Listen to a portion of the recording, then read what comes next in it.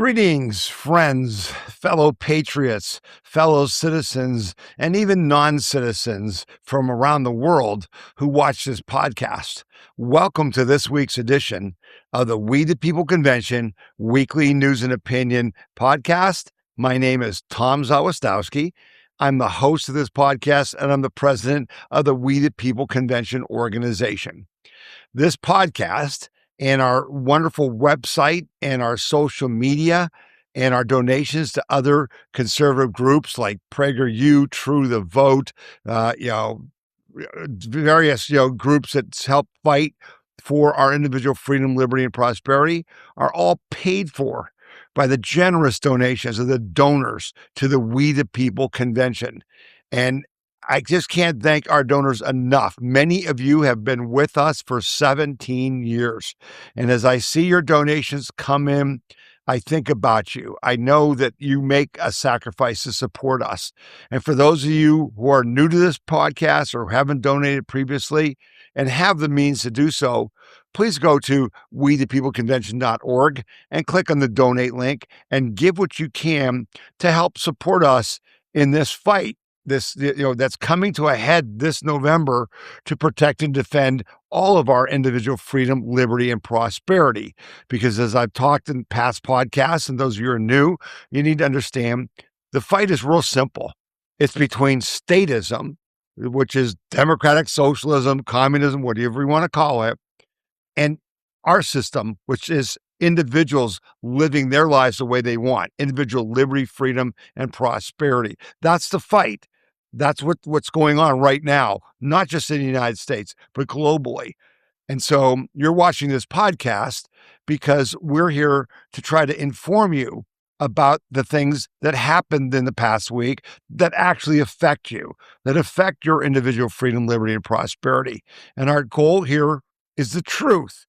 Our goal is to not only tell you the truth, but make sure we're working hard, to know the truth so that our organization can make good decisions about who to support, what we believe in, and what's really going on. I hope you had a fantastic 250th celebration. Nan and I are really exhausted. It was so intense. Just so many events that we attended. I'm sure you attended.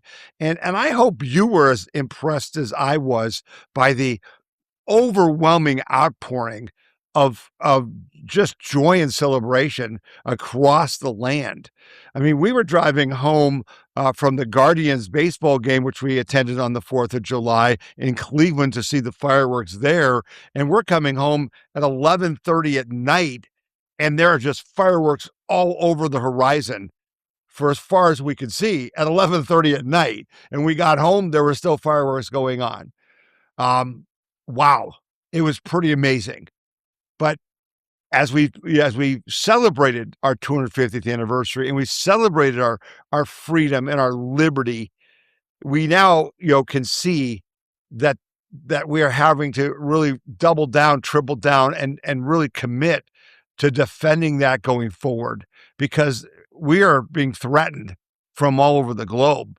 And we'll talk about that in this podcast. We'll talk about, what we learned. And this was great about the 250th. President Trump did a great job. Everyone did a great job of getting people to look into, well, what is this country about and what makes it so special? And I talked about, the World Cup, and how important a role that was, that God made that happen to show the world that United States is unique, that America is unique, and it's a system, right, that makes us unique. And that was good because we needed to understand that. But now we have to understand the threats against it, and those threats are significant. And I hope you are as wide awake as I am, that it's now after July 4th, this is basically election season. From now to November, this is when the battle is going to be decided. And what you and I do today, this week, and throughout the rest of this year is going to dictate whether we protect and defend our individual freedom, liberty, and prosperity, or whether it's taken away from us, never to be returned. So it's a very serious time. And this podcast is going to reflect that. And so I hope you'll enjoy it. And I know you'll get a lot of information you just aren't seeing anywhere else. That's part of what happens because you, the members of our organization and people who watch this podcast, send us articles that you just don't see. And then I go through those and we look to put these in the podcast because they are important to you. There's things going on that just are not on your radar that will be after this podcast. So welcome, new and old, all of you, to this podcast. We really appreciate your taking your time to join us. And we hope that when you're done watching this podcast, you'll share it with others because that's what's really important. We won't just talk in this podcast about what's going on. We will talk about what actions you and I can take to protect and defend our individual freedom, liberty, and prosperity. That's what this podcast is really about. So we're going to start out with just a quick recap of the 250th anniversary. I posted this article that was from Just the News in the podcast on our website that patriots battle heat and storms to attend epic DC celebration of our 250th anniversary, because I thought this article captured, the spirit of the event, of the weekend. And I just thought, it was appropriate. Resilient Americans battle through searing heat, intense storms, and a 3-hour delay to celebrate 250 years of liberty and freedom. Like soldiers at Valley Forge or the pioneers on the frontier of the manifest destiny, Americans have always weathered difficulties to keep the light of freedom lit and the party rolling. A 250th anniversary bash in the nation's capital was no exception. From Boston to Washington, D.C., millions of revelers battled through intense storms, searing temperatures that peaked at a record 103 degrees on Saturday, on July 4th, but managed to celebrate 2.5 centuries of liberty with hundreds of thousands of fireworks shells, symphony music, tall ships, and even drones. And when inclement women forced some revelers to evacuate the National Mall and take shelter inside the USDA headquarters, they broke into a joyous rendition of the Star-Spangled Banner and a show of resilience captured for the ages on social media. And you can see that on our social media at TomZWTPC on X.com. Delayed for hours by the same storms, President Donald Trump took to the podium at the reflecting pool shortly before midnight on July 4th and celebrated the unbreakable American spirit before presiding over a historic fireworks display with more than 800,000 shells fired. He said, "We are one people. We are one family.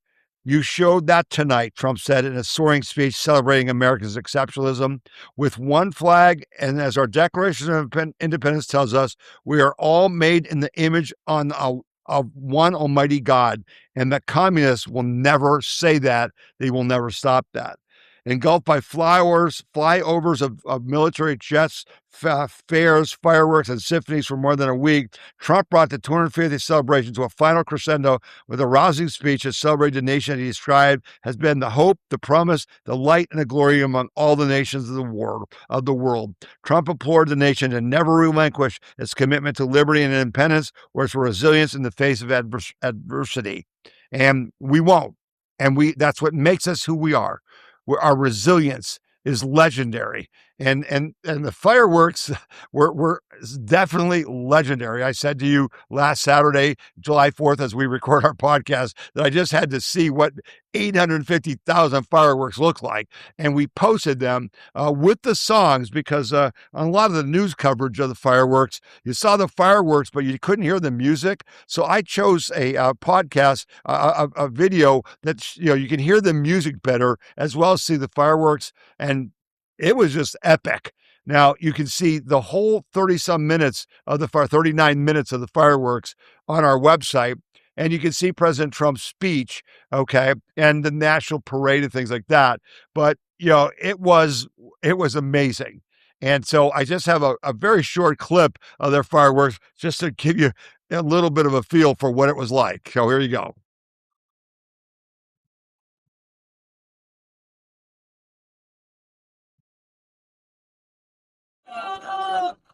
No way. Oh my gosh. Oh my God.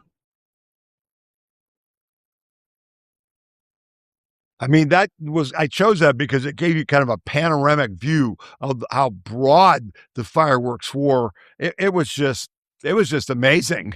And it was also amazing that it happened, that we got through this weekend without any terrorism, without any major attacks. That's an amazing achievement. And I said in the fireworks section, I posted a note that I want to read. I said, editor's note, and this is in the video section at wethepeopleconvention.org, where you can watch the full fireworks display. I said, congratulations to everyone who pulled off this event, from the firework manufacturers who made these fireworks to the people who figured out how even to ignite 850,000 fireworks in a coherent manner. Wow, I'd like to see a video on that. To the amazing staff of Freedom 250 who planned all of this celebration, not just this weekend, past weekend, but for the whole year and still more to come. And to all the Secret Service and security forces from all branches of law enforcement who kept us safe.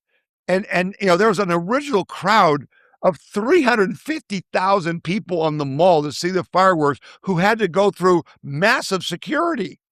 And then they said, there's lightning, you got to go home, or you got to leave. And go where? So they went into museums, and they're just walking around D.C. in the streets. And then 150,000 or so came because it wasn't clear it was going to continue. Trump said that his staff was saying, we can do it tomorrow or next week. And he says, no, we're going to stay here. I don't care if it's 4:00 in the morning and there's one person. We're going to celebrate this on July 4th, okay, at this time. And then the skies cleared. And it was, again, I just think, I think it was God. The skies cleared. The president spoke, after some, great songs, Lee Greenwood, saying, I'm proud to be an American. And then this amazing fireworks show. And my gosh, and I want to thank the amazing military bands and singers. Who were these people? The songs were unbelievably good. Our military band, to hell with all these big celebrities. That was awesome. And I'd like to know the names of those people who sang. Those singers were fantastic, and the musicians. And to the patriotic citizens who waited for over 3 hours for the rain to stop and then came back 150,000 strong to witness this incredible historic event, we thank you all. You'll never forget it. I got emails from some of our members who were there, and their reports were just heartwarming. They were there, and everybody, 3.5 hour delay, hot as heck, and people were nice, and they took care of each other. It was emblematic of who we are as a people. I was immensely proud. I hope you were proud. You have a right to be proud. And boy, they pulled it off. What an epic, epic celebration. One for the ages, indeed. One for the ages. And then, that's into the morning of 4th of July, July 5th, Sunday comes, and then Trump is off to Turkey for NATO meetings halfway across the world. And at those NATO meetings, he basically said, the ceasefire is over and the war's back on. U.S. starts new round of major strikes on Iran after Trump declares the ceasefire over. At the meeting in Turkey, Trump ripped the NATO representatives, ripped the European nations for not helping, basically called the Iranians scum and liars. Okay, it was pretty epic. He did not hold back, and then the attacks began again. U.S. Central Command late Tuesday launched a series of precision strikes against Iranian targets after Iran attacked 3 commercial vessels transiting the Strait of Hormuz in response to the Iranian Revolutionary Guard, then targeted 85 key military sites in Bahrain and Kuwait on Wednesday. CENTCOM said the operation hit over 80 Iranian targets as an immediate response to targets including Iran's air defense systems, command and control networks, coastal radar sands, anti-ship missile capabilities, and more than 60 small boats near the straits. It then expanded Trump started doing what we've called for him to do all along. They started to bomb the bridges, the railroads, the main railroad that ships stuff to and from China to Iran. That was blown up. We said in our headline, "Let's finish the job," and I think many of you feel that way. Okay, and so Trump basically said the ceasefire is over. And now, we're reporting that basically this is going to be a prolonged effort. U.S. braces for prolonged Iran conflict, waves naval blockade. More ships are moving back into the area to redo the blockade. President Donald Trump is reportedly preparing for what could become a prolonged military campaign. Now, they said that, and I'm thinking, are we talking like till the election? But we're not. We're talking a couple weeks, maybe a month. With the White House weighing additional military options as Tehran continues to threaten commercial shipping.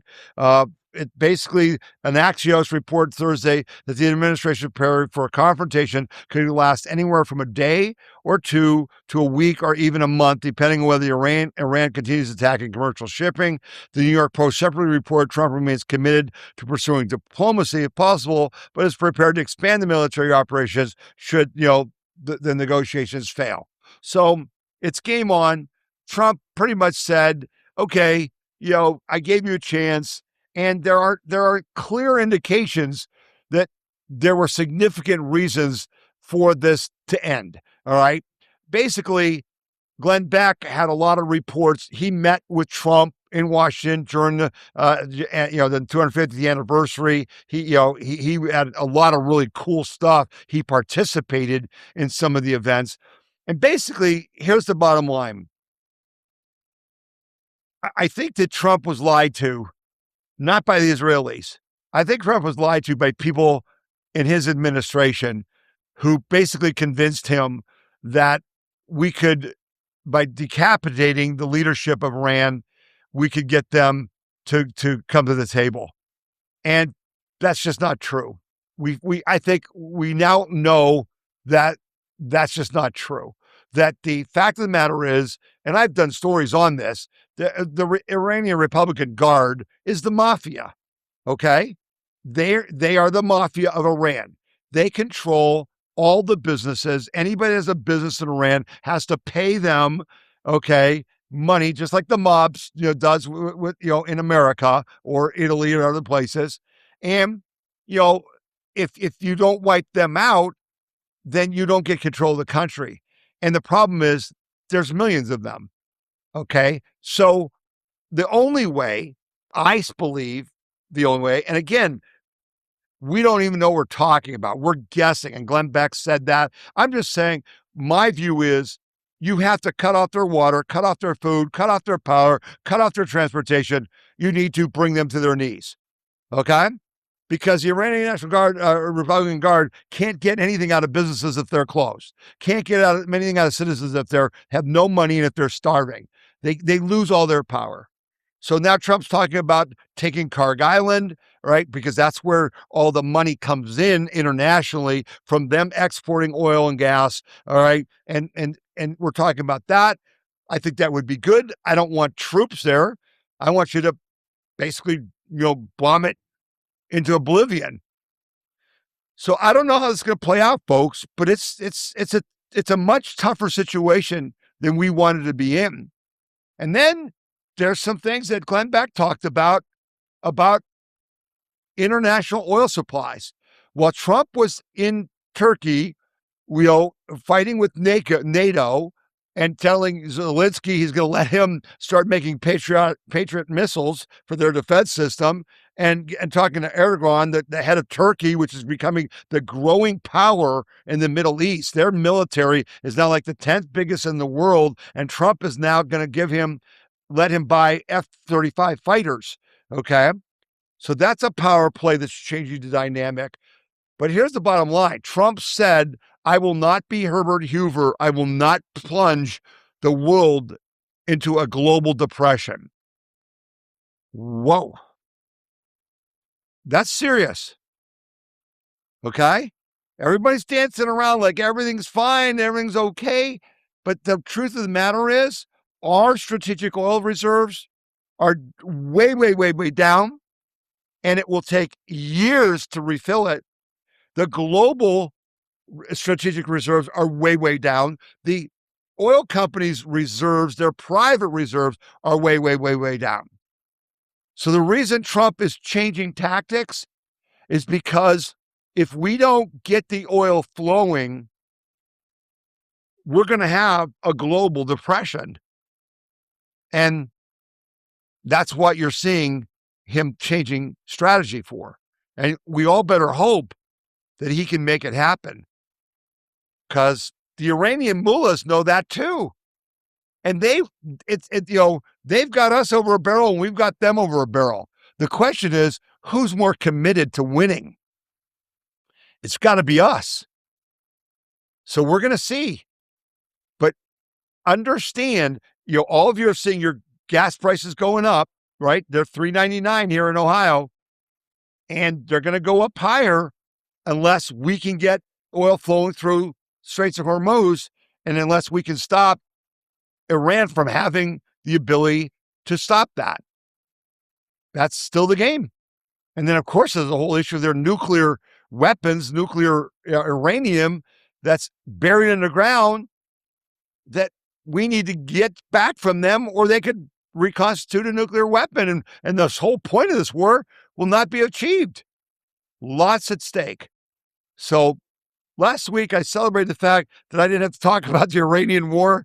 Yeah, that lasted 1 week. Welcome to Trump time. It's tough. Okay. All right. So that's our take on what's going on there. So now, we talked last, time about the Supreme Court decisions, and we gave you a scorecard on that. And there were some major decisions that had to be repealed. Well, this is a very interesting development. Trump announced this week he's going to ask for a rehearing of the birthright citizenship ruling. Trump to push SCOTUS to rehear the birthright citizenship ruling immediately. Now, I was not familiar with this. I don't know that you have been. Some of you probably were. But apparently, there is a thing where within 22 days of the Supreme Court decision, you can ask for a rehearing. President Donald Trump said on July 8th, he will ask the Supreme Court to rehear the case challenging the executive order on birthright citizenship after justices rejected his policy in a landmark ruling on June 30th. I will be asking for a rehearing by the Supreme Court immediately, Trump said on Truth Social. This miscarriage of justice will destroy America if they don't change their absolutely insane decision. Way to try to influence them, right? Signs and billboards are being put up all over our southern border and Mexico advertising birthright citizenship, with deliveries starting at $4,000, Trump wrote. U.S. Solicitor General John Sauer argued during the Supreme Court case that birthright citizenship has spawned a sprawling industry of birth tourism, as uncounted thousands of foreigners from potentially hostile nations have flocked to the United States to give birth in recent decades, creating a whole generation of Americans, citizens abroad with no meaningful ties to America. So we talked about that. They come here, they have the baby, they're a U.S. citizen, they go back to Russia, China, South America, whatever, and they're U.S. citizens, and they're not really part of our country. American citizenship is not safe. In fact, it is not for sale. In fact, it's a crime, and therefore the Supreme Court is ruling, Trump said in his social media post. So let me just play this quick little video about this, because I think this is great, and I'm hearing that Amy Coney Barrett may flip, which is required for them to rehear this. President Trump urging the U.S. Supreme Court to revisit the birthright citizenship case. This is happening as the Governor Greg Abbott out of Texas orders an investigation into a hospital in his state. He says it's promoting birth packages near the southern border. For the last few days, I've been trying to get answers and dig about these photos circulating on social media, these massive billboards in Mexico, basically promoting childbirth packages in Texas and trying to press the hospital for answers. Well, it is also caught the attention of President Trump. Take a look at these billboards here, entirely in Spanish, advertising birth packages in South Texas, delivery starting at $3,950 for natural birth and $5,525 for a C-section. It also directed expectant mothers to the website HaveMyBabyInTexas.com. That has since been removed. Now, a spokesperson for Mission Regional Medical Center told me this campaign, it started in 2021, but they pulled down those billboards and the whole campaign this week because of, quote, the potential of unintended misunderstanding. Adding, quote, like hospitals across the country and throughout the region, we share information about the healthcare services we provide. We do not support or facilitate any unlawful activity and work to comply with all applicable federal and state law. So, that's kind of interesting. Now, and I know that nothing in politics is a coincidence. And so I'm kind of suspicious that, all of a sudden these billboards pop up to give Trump reason to appeal and ask for a rehearing. So I don't know what's going on there, but I know Trump fights to win. And so, the point is, this is a fact. There's a billion-dollar industry, multi-billion-dollar industry all over the globe. In China, there's 1,000 companies, literally 1,000 companies. And some people were arrested in Los Angeles just last month for doing birth, citizenship, paying for that. Okay.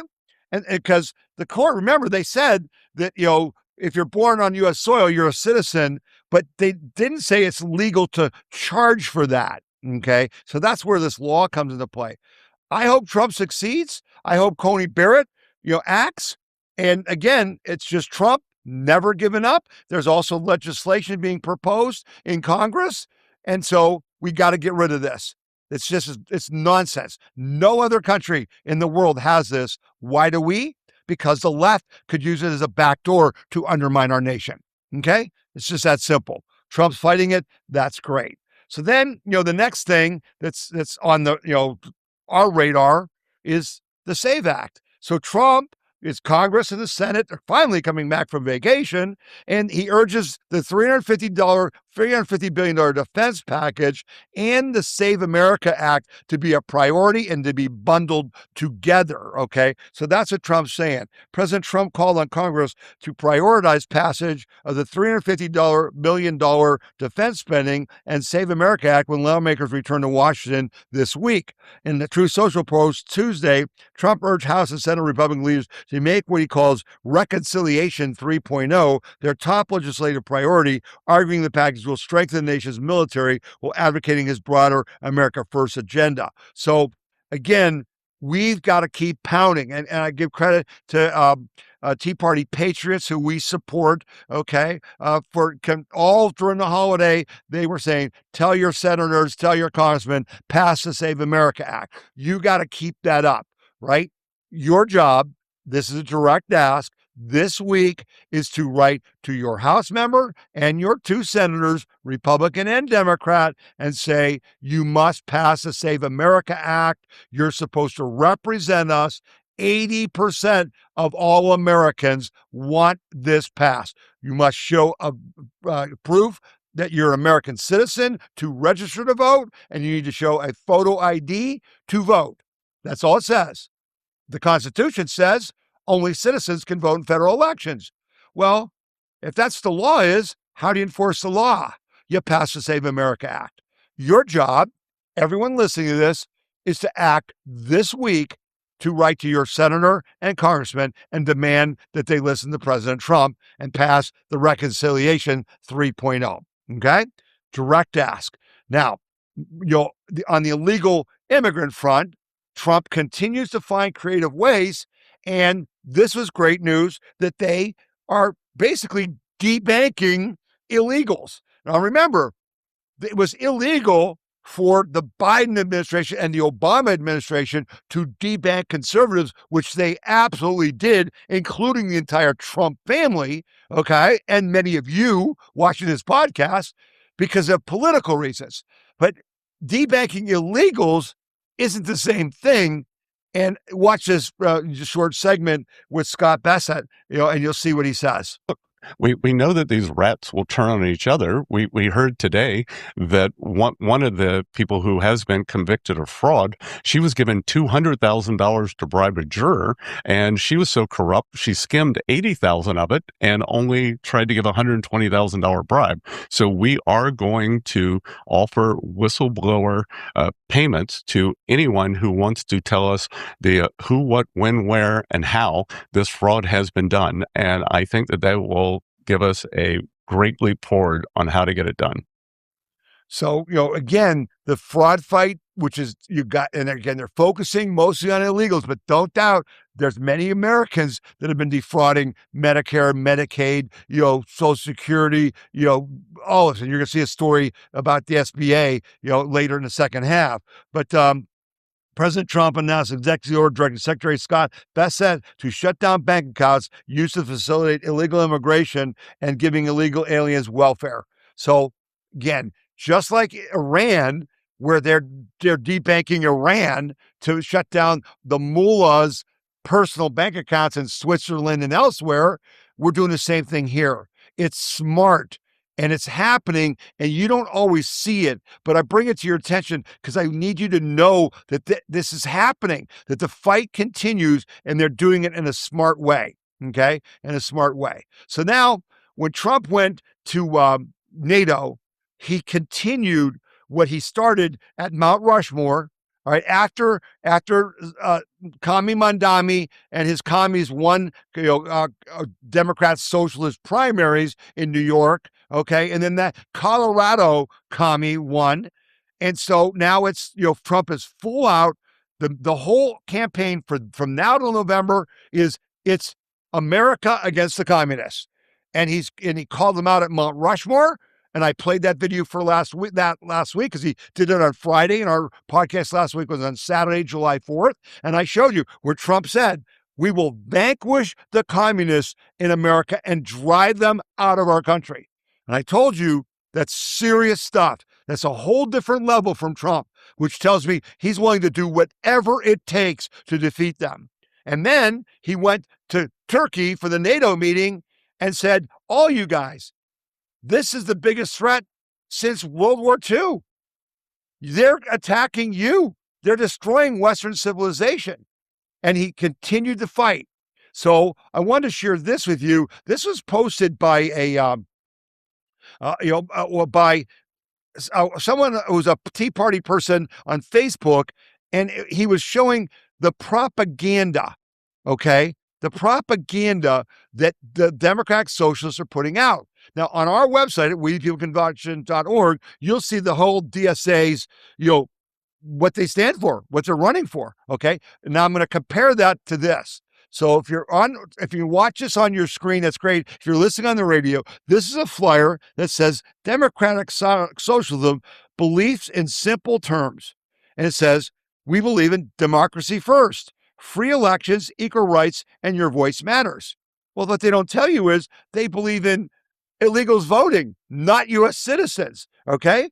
They believe people over profits, healthcare, education, housing, and basic needs for all. Doesn't that sound great?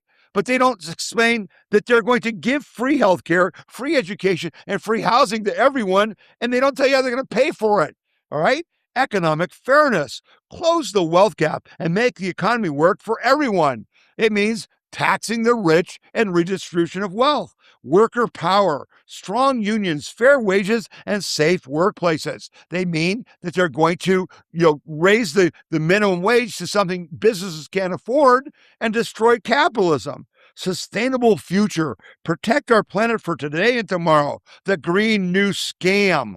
That's what that is. And justice and equality, equal opportunity and respect for every person. A stronger, fairer America that works for everyone. See that flyer, folks? That's the lie. They're putting that out for your kids to see. You've got to look at that flyer and present it to your kids and say, here's why this is a lie. So I'm going to play this quick clip of Trump answering a question from an Epoch Times reporter at the NATO event where he takes on communism, because this is how he explains it. Thank you, Mr. President, for doing this. Iris Tao with NTD, with a sister media with the Epoch Times. Okay. On communism, you've been issuing a wake-up call to Americans at home about the dangers of communism. And now Yeah. you're speaking on the world stage. What's your message to people both living under communist and socialist regimes, but also people living under democracies like in Europe and America who might not have realized how close communism has come to home? Yeah, that's a great question, actually. But look, I want to get the word out because what's forming is communism in the country. And communism's easy to sell. I would be the greatest communist in history. I'd be right up there with Lenin.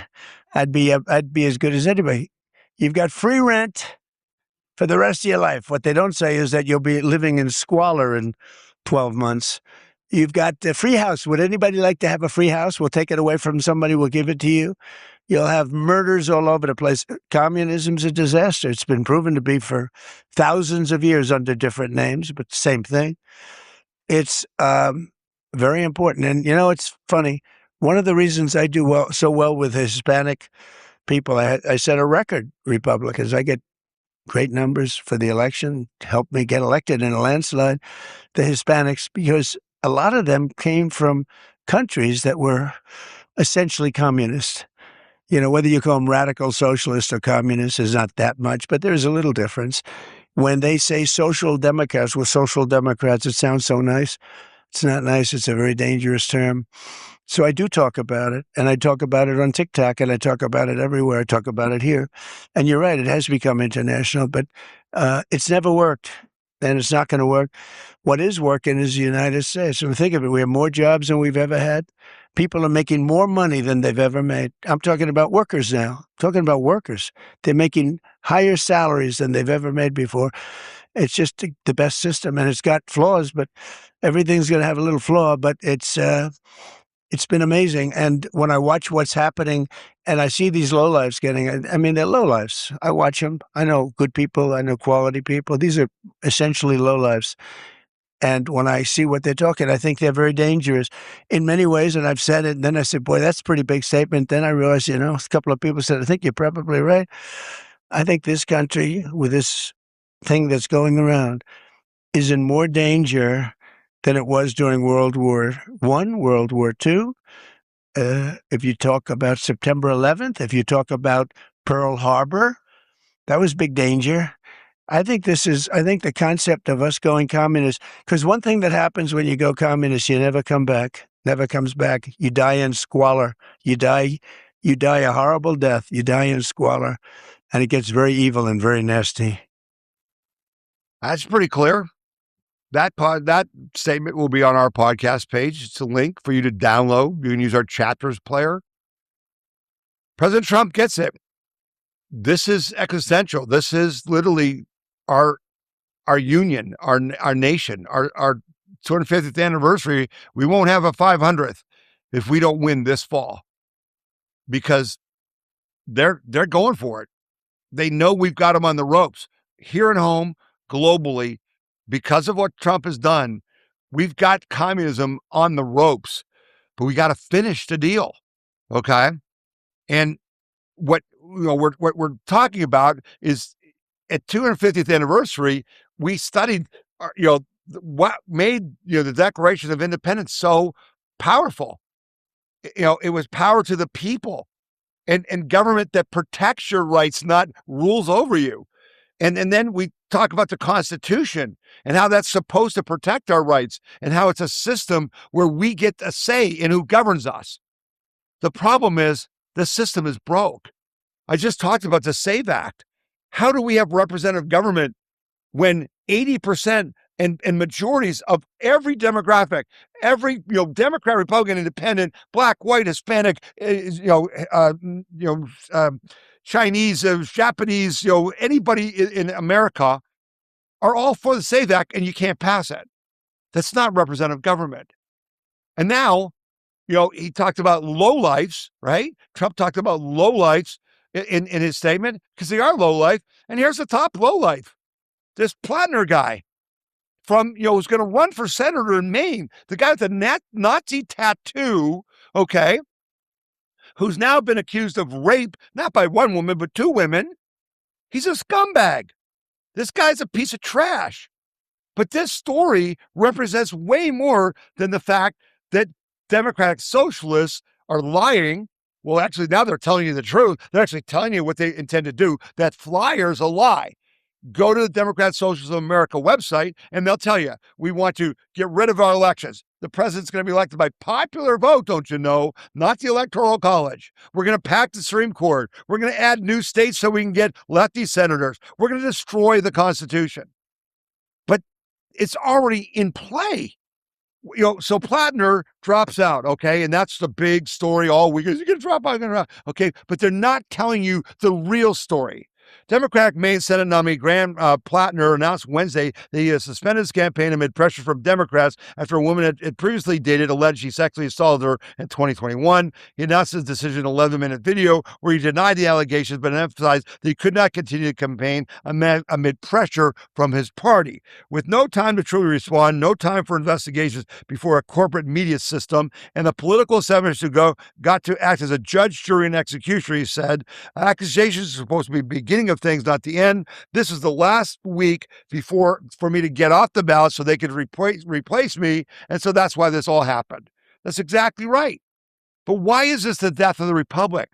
Folks, here you see, it started when Bernie Sanders was winning in 2016. Bernie Sanders was winning all the primaries until they bribed him and gave him mansions, 2 mansions, by the way, to drop out so Hillary Clinton could be the Democratic Socialist. Remember Hillary Clinton? I'm a Democratic Socialist. We're like, what the hell is she talking about? This is what she was talking about. It was started with Obama. It started back then, okay? And Sanders is he's just a horrible human being. Talk about a sellout. He misleads all these young kids about communism. He honeymooned in Moscow, all that stuff. He is a commie, but he sure loves capitalism, baby. All right? He wants to rule over people. He doesn't care about, what communism says. Anyway, here's the bottom line. When they got rid of Sanders, they denied the people's will for the candidate they wanted, and they appointed Clinton, right? Then, what do they do next? We move on to Biden. Biden gets, he wins the primary in 2024, and that was all rigged. Remember in 2020 when he ran against Trump, and the Claiborne from South Carolina says it's got to be Joe Biden because he's moderate and he's more acceptable, and all the other candidates just drop out because the money's controlling everything. So then it was Eric Swalwell. Oh, we can't win the Ohio governor's race because Swalwell's splitting the vote. Oh, here's the rape charges that everyone knew were true years ago, but he's still sitting on the Intelligence Committee in the Senate because, even though he was having relations with a Chinese spy, but they got rid of him. The people didn't get to choose who's going to run for governor of California. The big money did. And now Platner comes along and, he's going to lose. He's losing in the polls. So we're just going to completely throw out, the party that tells you about democracy, the defenders of democracy, the Democratic Socialists, we're for democracy, right? On their flyer, they're saying, we want to have, what do they say here? Democracy first, right? Democracy first? Yeah, democracy first. You had a primary where Platner won like 90% of the vote, and now he's gone because you can't win with them. That's democracy? And then I love Platner because here's the inside scoop, right? If you remember, the Democratic governor of Maine, who was behind a lot of the Somali fraud, okay, and she hasn't been charged yet, but she was going to be the Senate candidate until she drops out. And what did she say when she dropped out? I'm dropping out because I don't have the money. The money's all going to Platner. And now Platner's dropping out because he says the money isn't there. They've taken the money away because I'm losing. What does that tell you? Who's picking the candidates? It's not the people. Our Constitution's been gutted. Representative government? There's no such thing. The money's calling all the shots.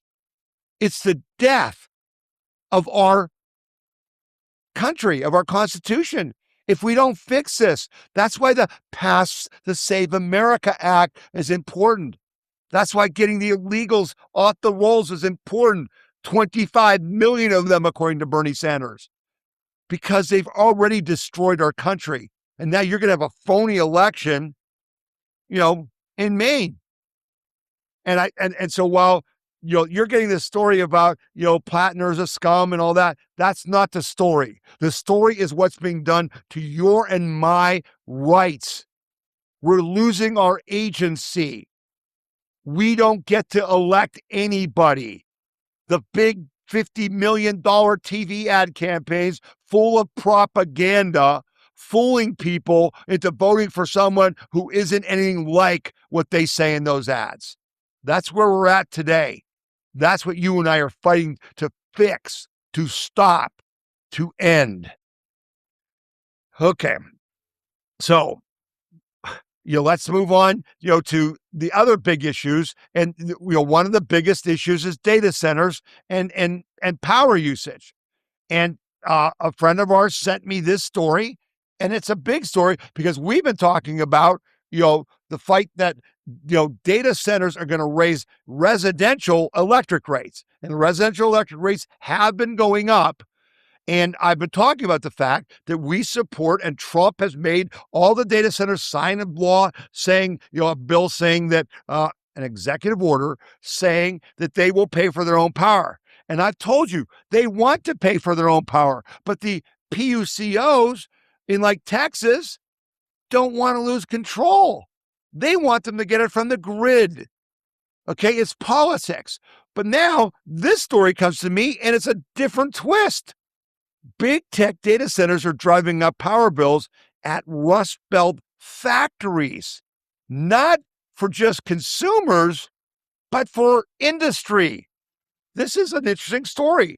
For years, electric costs for the Belden Brick Company in Sugar Creek, Ohio, Amish country, was relatively stable. Last year, they surged by 90%, largely because of raising power demand from data centers in the region. The 141-year-old brick manufacturer, whose product can be found in iconic buildings, including the Texas Alamo and Notre Dame University, is seeing power bills rise from the monthly capacity charge, which recently jumped from $1,600 a month to $12,000 a month. Now, I want to make clear to you, because this was misleading to me. The capacity charge is not something I didn't know about, is what manufacturers pay to the electric companies to guarantee so much electricity for them. So what's happening is they're having to pay more to have a guarantee from Ohio Edison that they will get the electricity they need to run their business, because the data centers are using more electricity.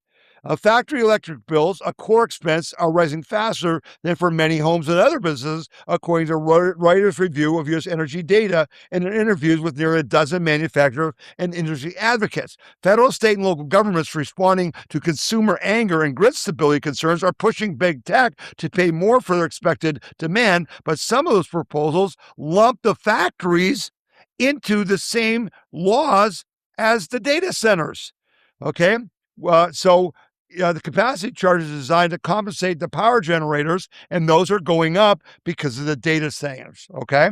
Now, the White House has said in a statement that Trump has taken action to cushion the blow on manufacturers, citing his hosting of tech companies signing a ratepayer protection pledge, which I talked about earlier this year, and directives to build more power plants in the PJM consortium, which I talked to you about. 14 states are all in that, including Ohio, will be paid for by the big tech companies. Data center advocates say the industry's rapid expansion is driving long overdue investments in America's electric grid, and cite other factors driving up costs, including power plant retirements and transmission constraints. Data center growth is making us finally grapple with the difficult decisions that we are always going to have to face, but didn't face until the AI boom came along.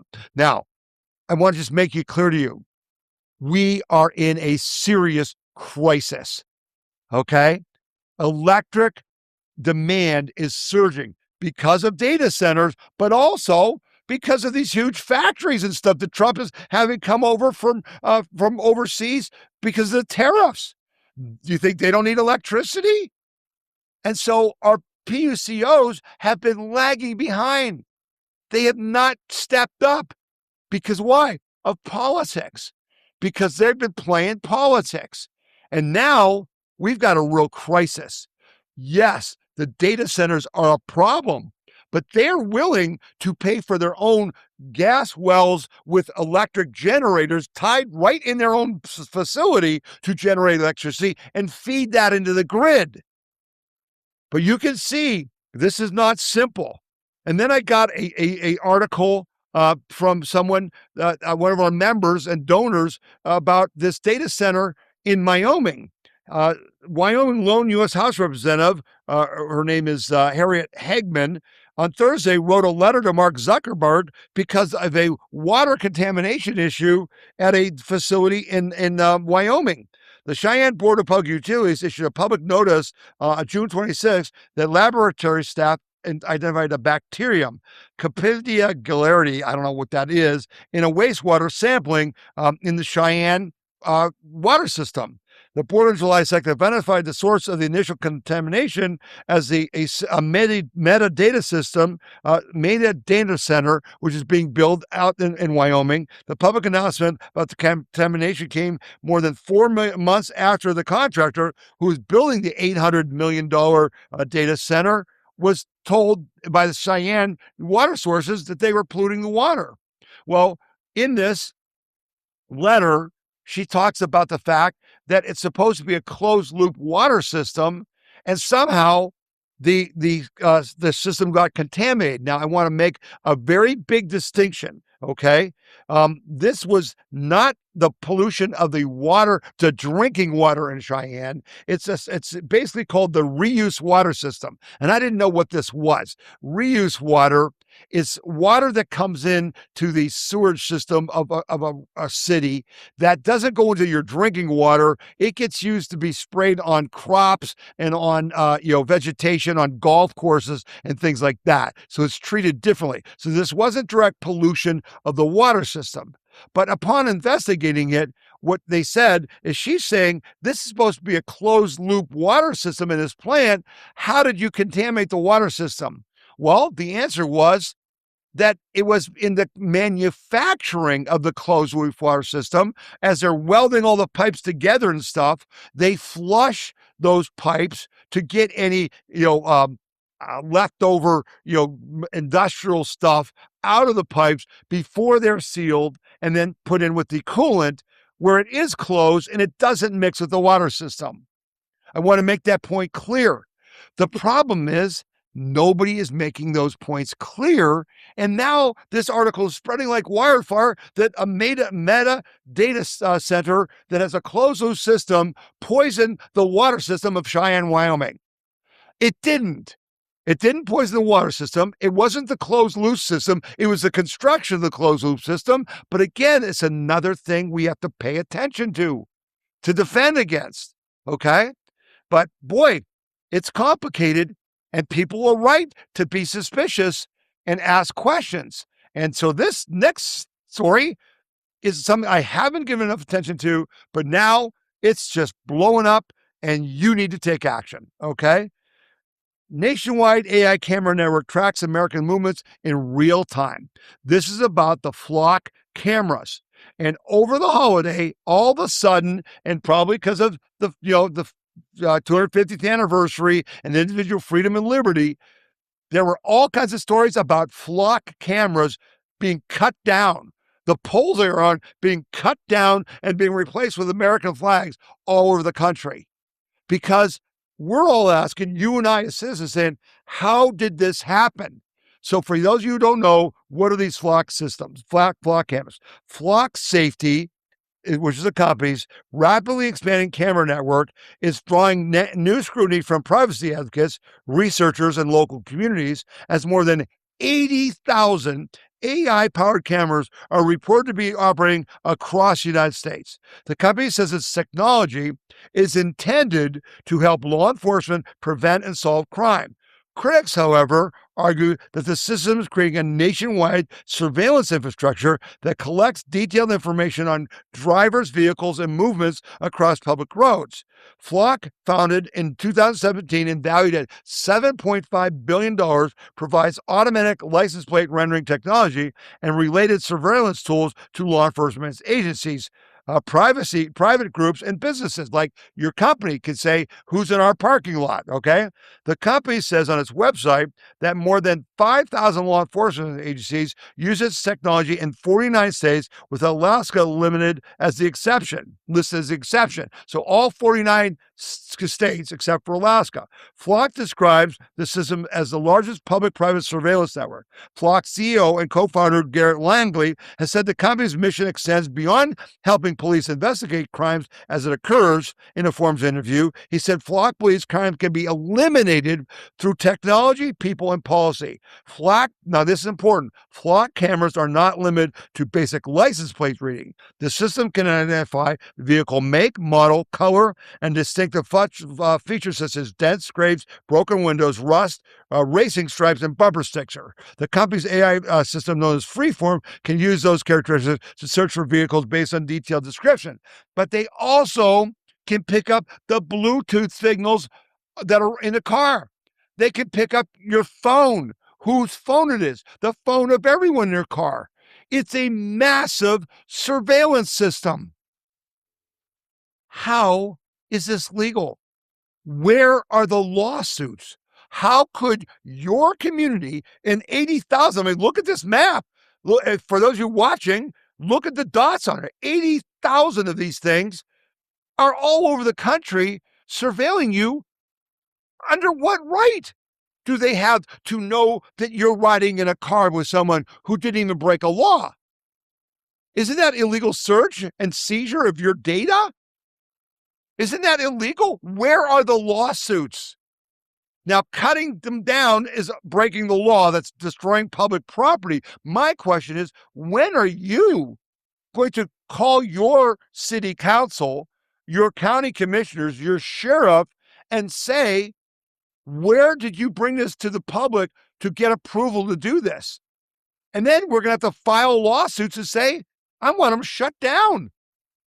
We understand the benefits, but there's no control here.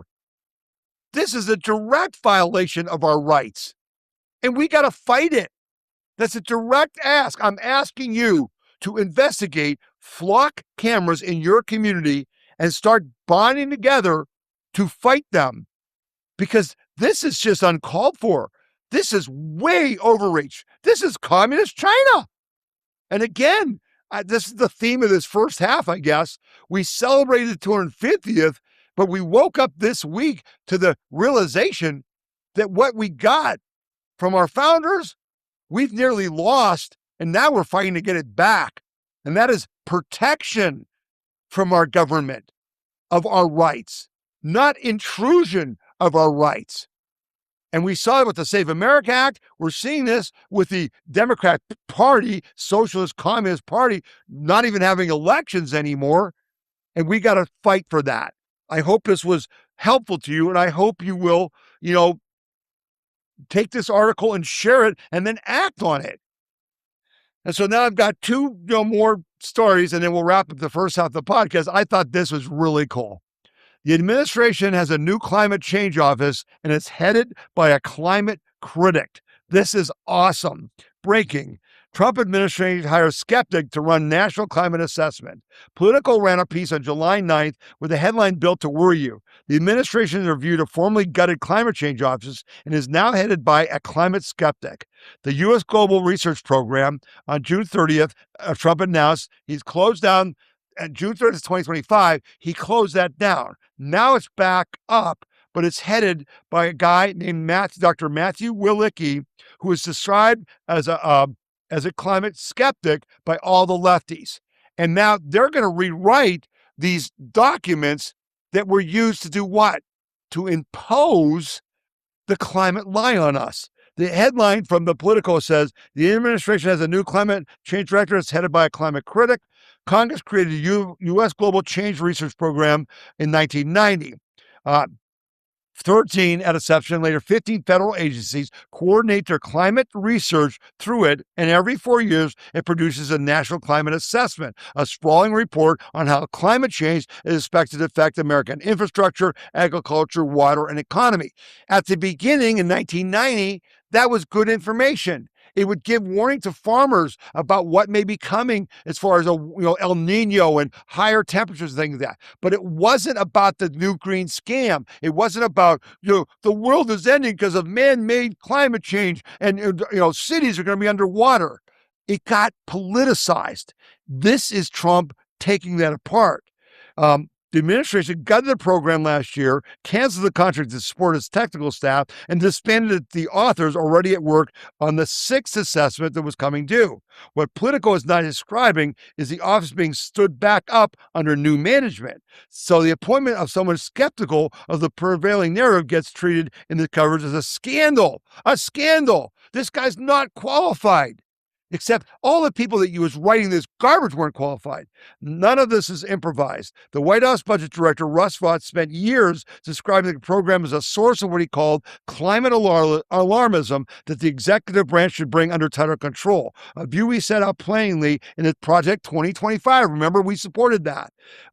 So the reconstitution under a skeptic is not a surprise. It is a plan working as designed. Whether you cheer that or dread it, it depends almost entirely on what you already believe the program has become. But note this, the objection is not that the guy heading it up lacks training. He holds a doctorate, okay? The objection is that he holds the wrong conclusions. That is the difference. Here is the deal I think that matters most and comes straight from Politico's own article, okay? So this is what it says. The national assessment, he says, the group of researchers assembled under Energy Secretary Chris Wright, the same group that last year got rid of this group and produced a critical review of the Green New scam. The court signed, they cautioned that the existing report holds enormous influence precisely because it is a citation routinely invoked in climate litigation. The concern about this global impact assessment, stated by the very people who want to rewrite it, is not primarily that it misdescribes the weather, it is that it functions as evidence. The National Climate Assessment has become a load-bearing citation in lawsuits against energy companies and the legal defense of federal regulation. This is a claim about how the document is used, not about what the temperature did. And once you see it, the fight over who runs the program looks less like a fight over science and more like a fight over a legal instrument. It is no accident the DOE report landed alongside the EPA's move to reconsider the 2009 endangerment finding, the regulatory's keystone that the assessment helped hold in place. This clarifies the stakes. What Trump is doing is he's taking away the documents that they institutionalized that they then use to implement the Green New scam. See what's going on? So now we have climate critics who are going to take apart the lies and rewrite it. And now the Sierra Club and all these other lefty groups with billions of dollars of Chinese money designed to do what? To destroy America's energy infrastructure, to destroy what? Capitalism, to destroy what? Western civilization. They're taking that away. They're taking that away and rewriting it and taking all mention of man-made climate change out of all government websites, out of all government documents. They're gutting the lies of the left. And man, that's something to celebrate. Okay? So I want to finish this first half of the podcast with that story because I think it shows you how deep we're going to restore the reality, the truth of our nation. That, that energy, yes, you have to have environmental policies, but they can't be politicized. They can't be to destroy one energy over and support another. They need to allow for us to use our skills, our entrepreneurship, to use capitalism to do what? To free people, to do what they want, to lower costs. Cheap energy is the biggest source of freedom in world history. The global climate scam was all about raising the cost of energy to keep people poor so they would have to depend on government for subsistence. There's the fight. right there. And that's what Trump said in his little speech at NATO, where he said, this is what communism is about. It'll leave you in squalor. We're trying to set you free. That's a fitting finish to the first half, where we began talking about our 250th anniversary celebration of freedom, celebrating freedom, liberty, and prosperity. Okay?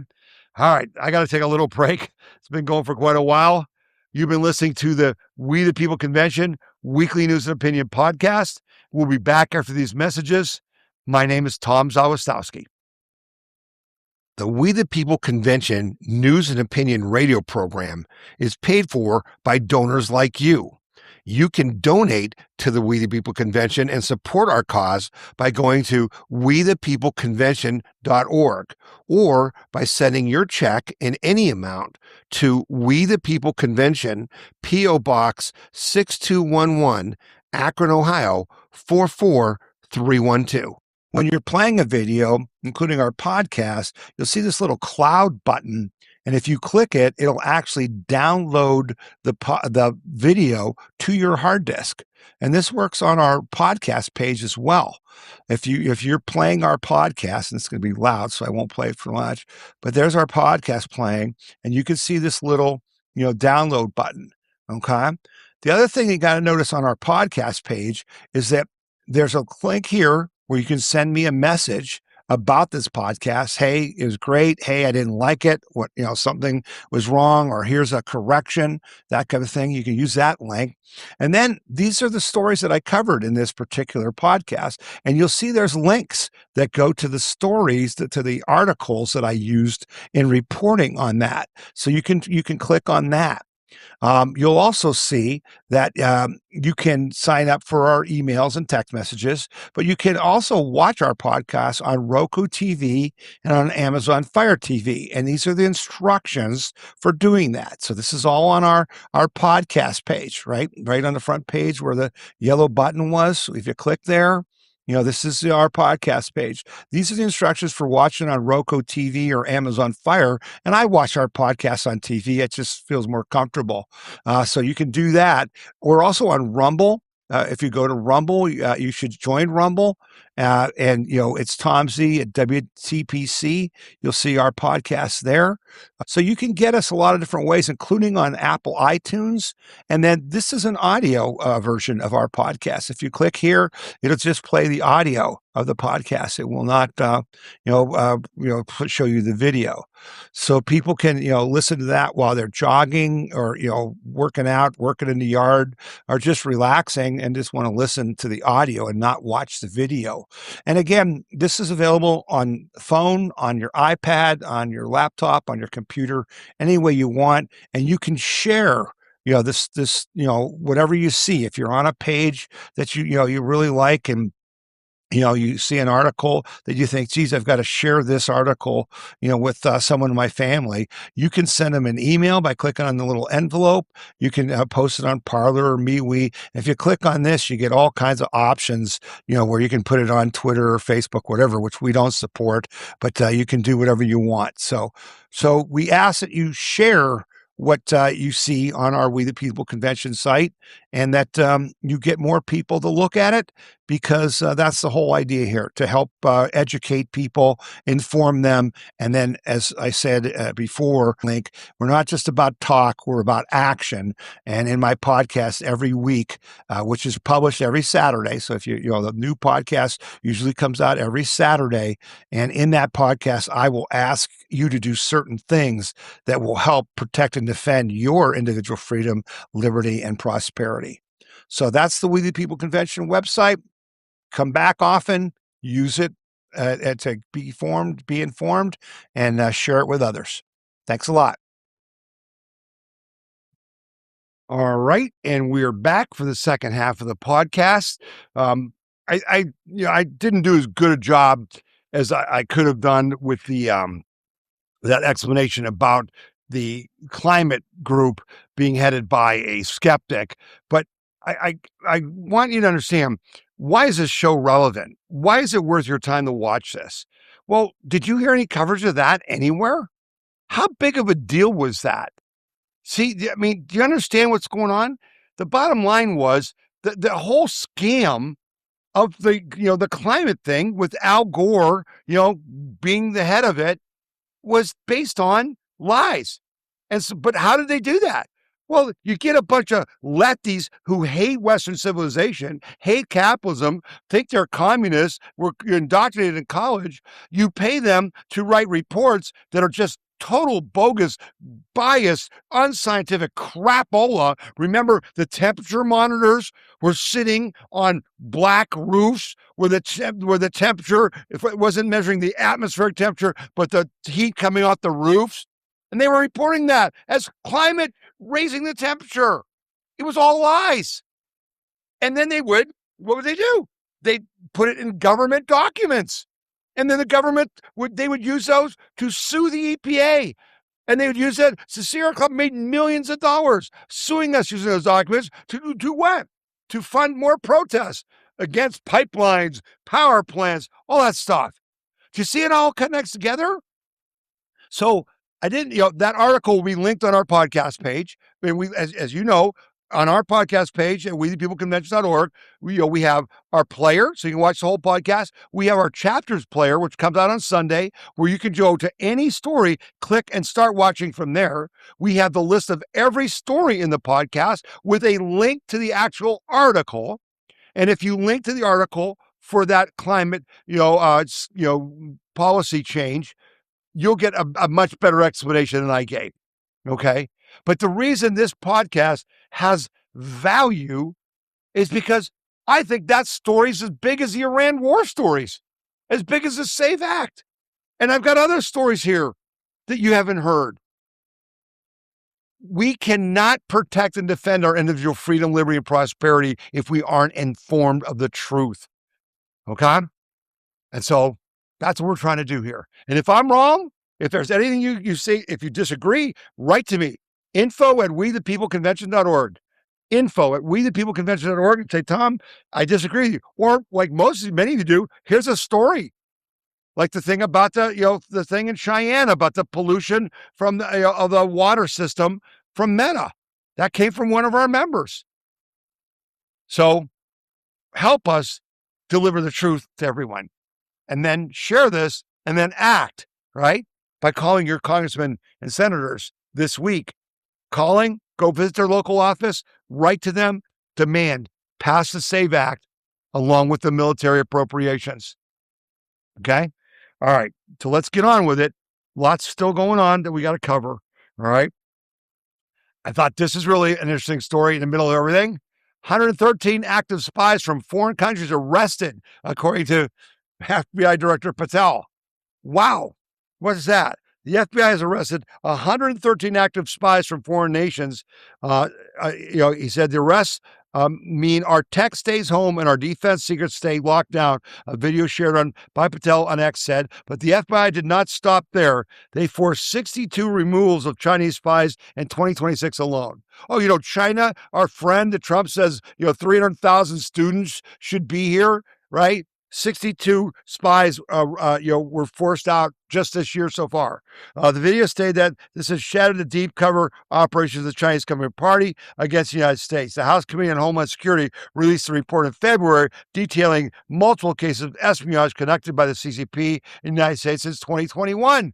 They've been operating here with impunity. Remember the spy balloon that went over the country that Joe Biden wouldn't shoot down until it collected enough data so he could earn his check from the CCP?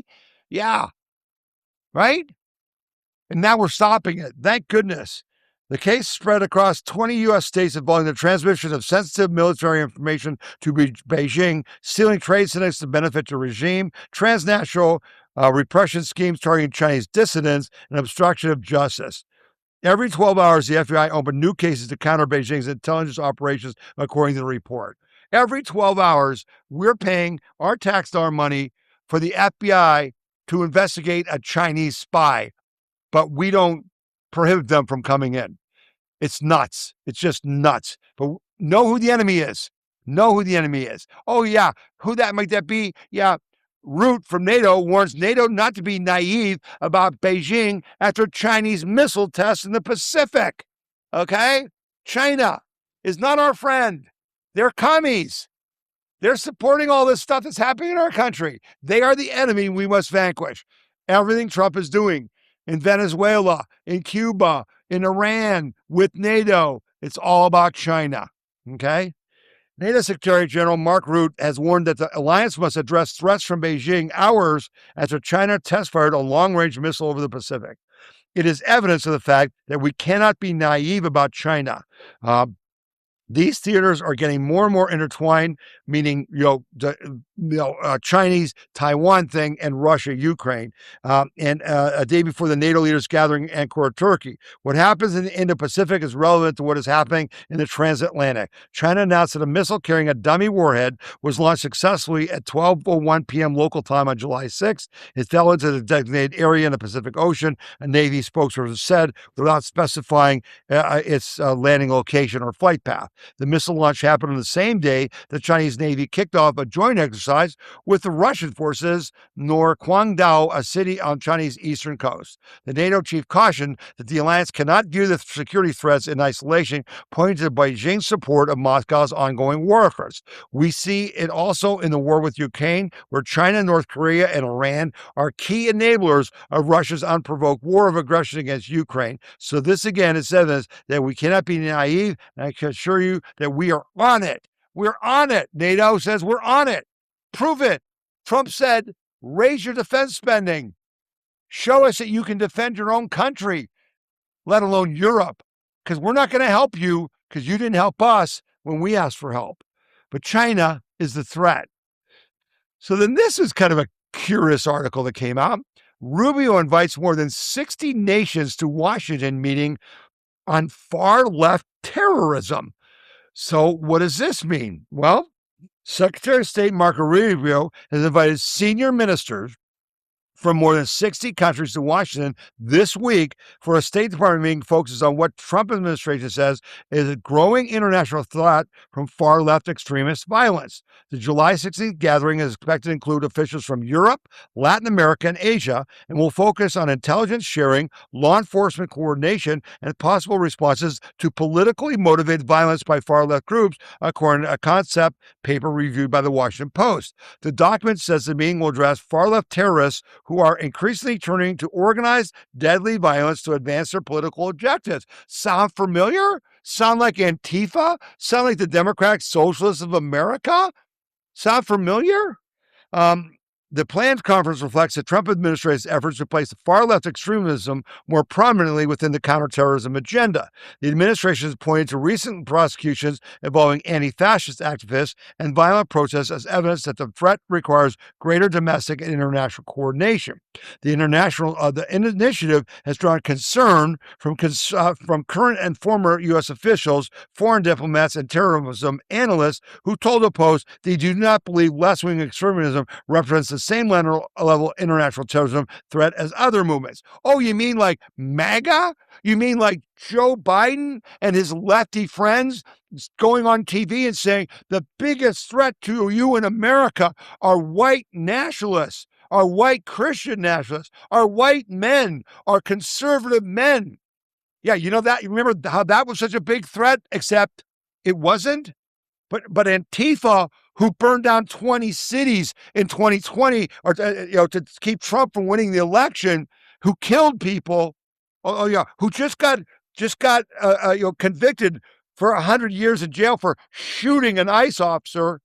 Yeah, that's not. You don't address that. That's not a serious threat. Don't look there. Okay.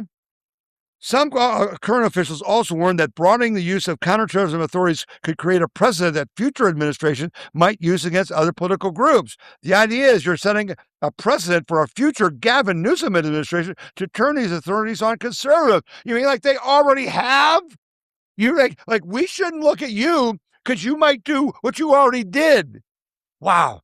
These people are just evil. The White House rejected that concern, saying it did not represent the prevailing feeling within the administration. Officials pointed to the Trump administration's National Counterterrorism Strategy released in May, which says counterterrorism power should not be used for partisan purposes. We will not permit the weaponization of America's unparalleled capabilities for partisan purposes. Our counterterrorism powers will not be used to target our fellow Americans simply because they disagree with us. I agree.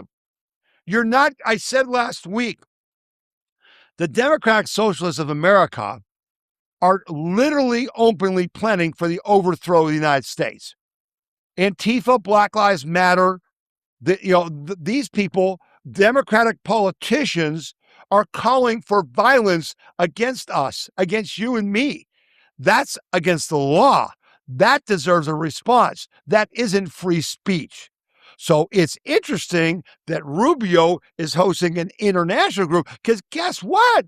Remember when there's Black Lives Matter protests in the United States about George Floyd? No, by the way, Chauvin, the police officer who was wrongly convicted of murdering Floyd, is calling for a renewed trial. Okay. But remember when that happened, this is an American issue, but there were protests in London and Paris and all over the globe. Oh, wow. How was that? Why was that? Because these are international terrorist groups. They are communist funded, anti-Western civilization groups. And finally, our government is on our side, not their side. Remember the story I did 2 weekends ago about the NGOs being defunded, and all of a sudden, all the elections in South America are being won by people who are communists? Wow, how could that be? It's all paid for. We finally are waking up. You got to applaud this thing by Rubio, because guess what? When they try to have riots in the fall because of our elections, when they try to have riots in 2028 to stop Trump and to stop his successor, we're going to have the ability to crush them like a grape because we're taking their money away, we're identifying them, and we're imprisoning them. Wake up. The war is being fought and is being won. We just need to know it and support it. This was, follow-up. 8 men indicted over the alleged plot to attack the White House USC Freedom event and the 250th Freedom event.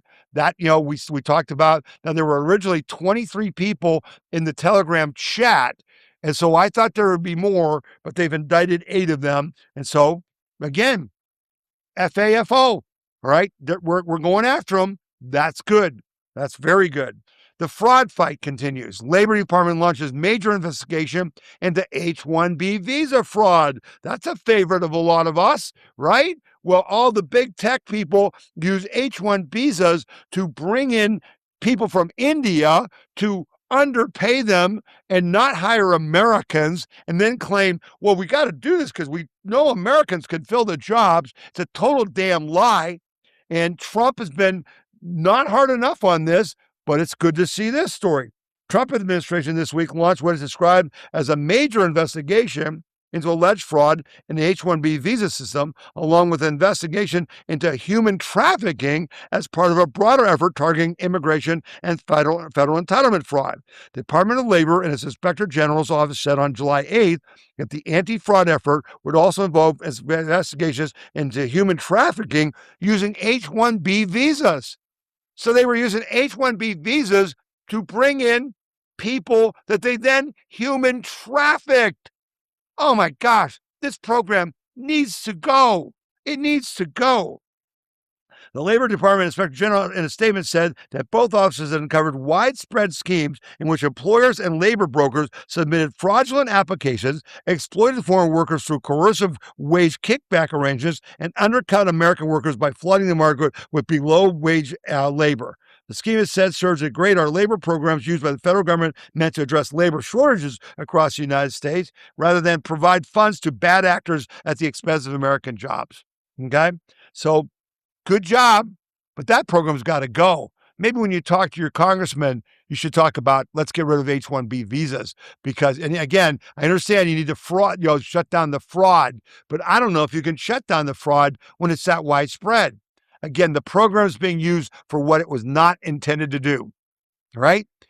Anyway, Then I had mentioned earlier in the first half about the SBA cracking down. SBA suspends 7,800 Wisconsin borrowers linked to $375 million in suspected fraudulent loans.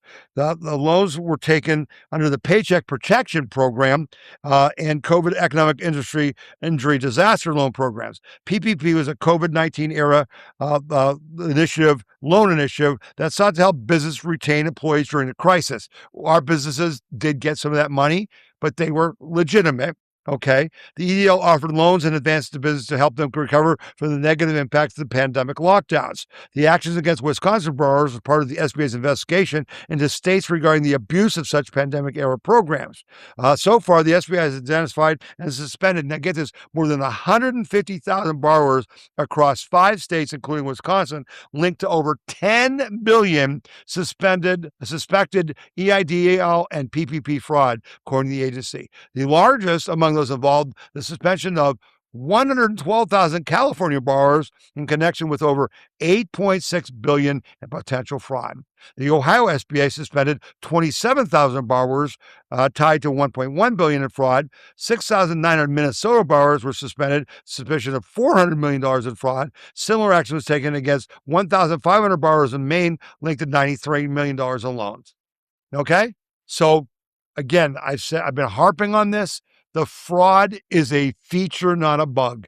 It was put in over 100 years since Woodrow Wilson by the communists in our government to do what? Transfer wealth from hardworking American capitalists, you and me, to people that don't deserve it, okay? Who are not working, who could work.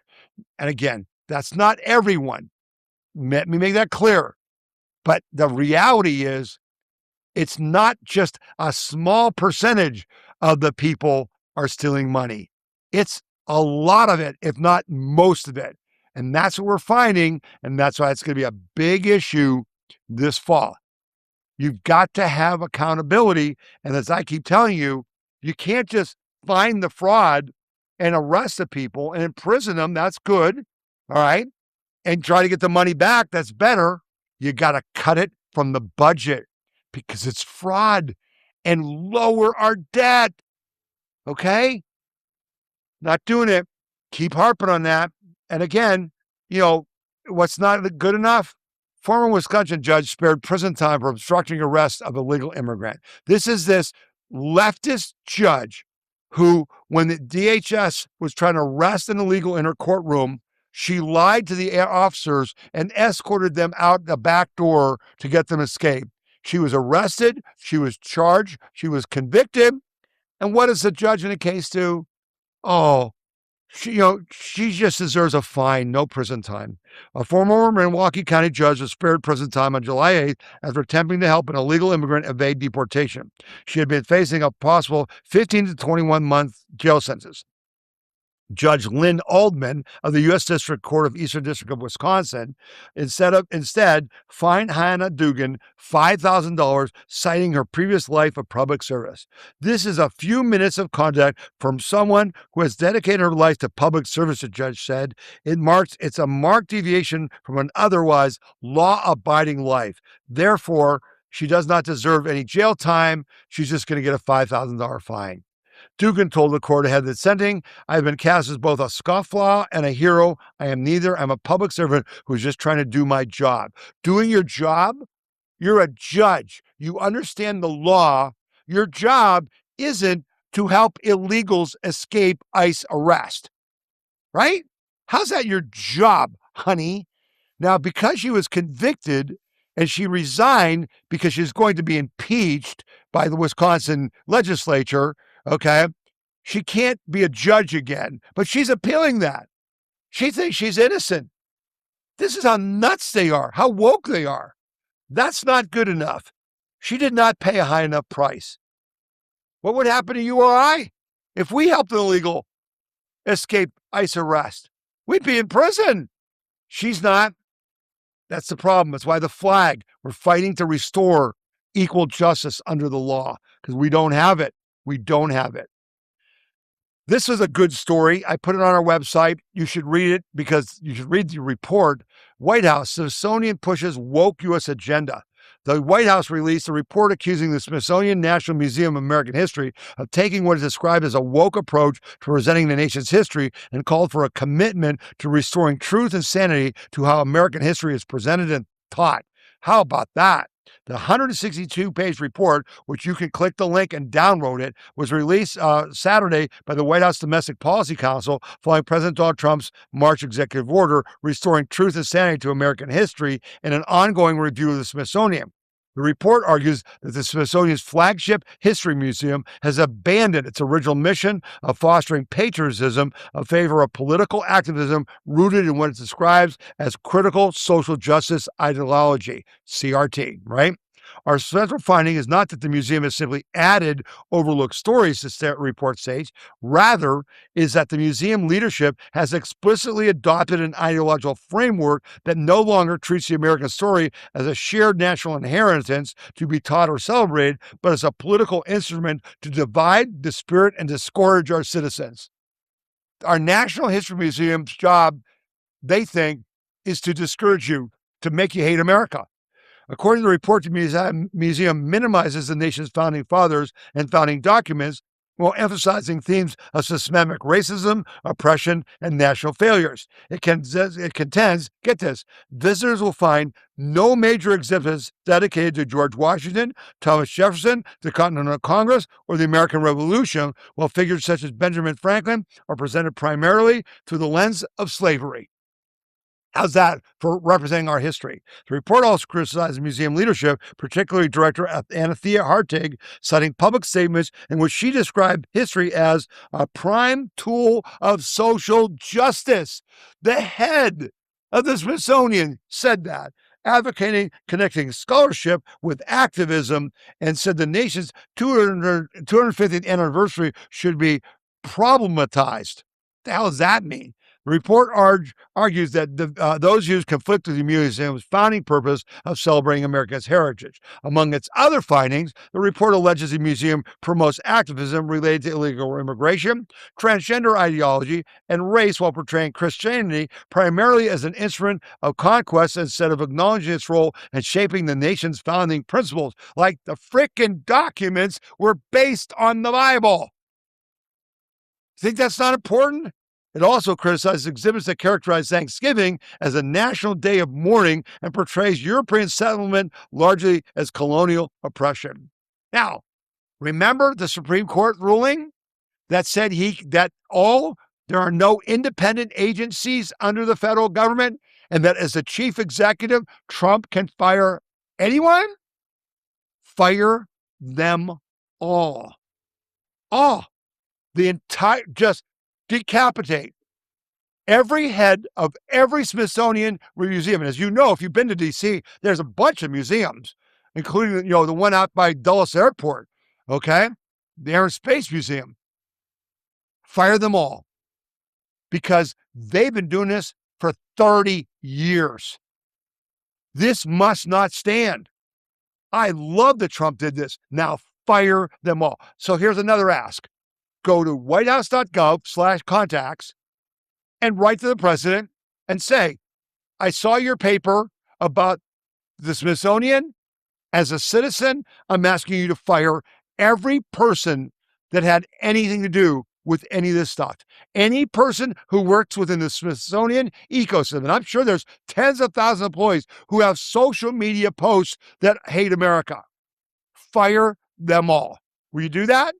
Will you take that action? whitehouse.gov/contacts. You can write direct to the president. Let him know. Okay. This was made me angry. Egg producers pay $3.3 million fine in price fixing settlement. Remember the big deal when Trump became president? Price of eggs is through the roof. The Biden people did that, and then they wanted to blame Trump, and they quickly brought him down. But it takes a year and a half, 2 years to find out they were price fixing. The U.S. Justice Department and 17 states reached settlement agreements with 3 major egg producers this week to resolve allegations that the companies illegally colluded for years to raise prices, including when costs soared to record highs. The states and federal government accused Cal-Maine Foods, Versova, and Hickman's Egg Ranch of behind-the-scenes arrangement to artificially inflate the daily price quota for eggs, price quotations for eggs, between June 2022 and March 2025. They were doing it for 3 years. In particular, their investigation found that the companies coordinated on what bids they would submit to Urner Berry Publications, a company that runs an index key to determine how much grocery stores, restaurants, and others pay for billions of eggs a year. In turn, that meant higher prices for eggs sold to consumers, alleged the complaint, which was filed in Iowa, and the data settlement terms were announced. When powerful corporations collude behind the scenes to raise prices, working families suffer the cost. New York Attorney General Letitia James, of all people, said, who helped lead the investigation. These egg producers manipulate the market to squeeze even more profits out of consumers and business. None of the companies admitted wrongdoing under the settlement, but to settle the state's claims, Cal-Maine, Versova, and Hickman will collectively be on the hook for $3.3 million and penalties and $53 million eggs, James and others said. These eggs will be donated by the companies and make their way to food banks and nonprofits. The money will be distributed to the states. Why aren't they in prison? Why is there no conviction here? $3.3 million? I don't know how many eggs were consumed. I should have used an AI before I did the podcast. Maybe someone out there will look it up. How much did we pay for eggs? How many eggs were bought in the United States from, it started in June of 2022 through March of 2025? And how much did they make? We paid that. How come they're not in prison? I mean, who made this settlement? We can't have this. And you know what? You'll teach people in business not to price fix if you go to freaking jail. Right? But if you don't go to jail, and guess what? You think the people who did it, the executives who knew about it, the managers who did it, you think they're going to pay the $3.3 million? No, the companies are. Oh, where do the companies get the $3.3 million? From you, from buying their damn eggs. This ain't justice. This is nothing close to justice. So I'm happy this came out. I'm happy 17 states filed, but I'm not happy with the settlement, and you shouldn't be either. Let's move on to the next story here. So we're still in in this whole election cycle. I told you, 4th of July is over. It's now election season. Whether you like it or not, you're seeing what's going on in Maine with Platner, where they had to, replace him. He had to drop out by this Monday, or they couldn't replace him. They're jerry-rigging that whole thing, okay? So in Maryland, they're still coming back. Democrats plot 11th-hour gerrymandering effort to oust Maryland's sole Republican representative. Democrats may be trying to deny American Republicans representation again in their last redistricting effort. Maryland lawmakers announced plans for a special session next month to draft a constitutional amendment aimed at redistricting the state ahead of the 2024 midterms. So we're talking, they're going to have a thing in August to change how you pick congressmen in November. The Associated Press reported Tuesday, Democrats previously proposed an 8-0 map that would have eliminated the state's sole Republican seat held by Representative Andy Harris. Harris said, what the Maryland governor and the new Democratic Socialist Party are doing, since they know they can't win on the Eastern Shore with their far-left ideas, it's to try to win by gerrymandering, with state legislators actually creating a gerrymandering double standard. One standard of compact districts for themselves, and another standard allowing extreme gerrymandering for Congress. Former Freedom Caucus Chair Harris said in a statement to the Daily Caller News Foundation, the bill aimed at redrawing Maryland's 7-1 map to make Harris's seat more competitive died in the Maryland Senate due to lawmakers concerned over whether it would survive judicial review in April. So they already did this in April, and then they dropped it. Well, why? Because on the other side of the Potomac, the Virginia Supreme Court struck down a similar constitutional amendment in May. The ballot measure would have redrawn Virginia's 6-5 Democratic-Republican map to a 10-1, and the courts ruled it unconstitutional. But the Democrat Socialists in Maryland are going to try to do it again.